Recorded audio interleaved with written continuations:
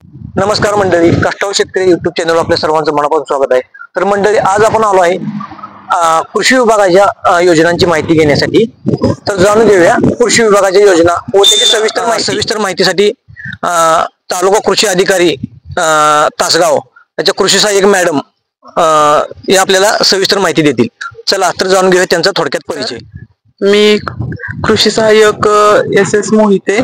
माझ्याकडे माझं सजग नागाव कवठे असून या सजामध्ये कुमठे आणि नागाव कवठे दोन गावं आहेत. आमच्या कृषी विभागाच्या अनेक योजना आहेत. हंगाम चालू आहे. खरीप हंगामाच्या अनुषंगानं तुमचं सोयाबीनचं पेरणी क्षेत्र जवळपास 190 हेक्टर आहे. खरीप ज्वारीचं 40 हेक्टर आहे. तसंच मका 15 हेक्टर, तूर, मूग, उडीद, कडधान्य 25-30 हेक्टर आहे.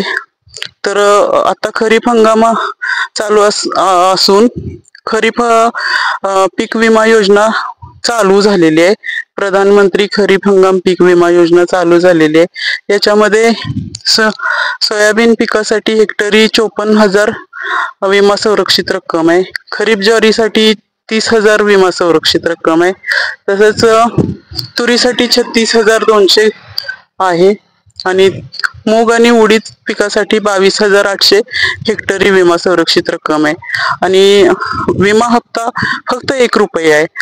आणि विमा भरण्यासाठी लागणारी आवश्यक कागदपत्र ती म्हणजे अशी आहेत: 7/12 खाते उतारा, बँक पासबुक, आधार कार्ड आणि पीक पेरलेलं स्वयं घोषणापत्र.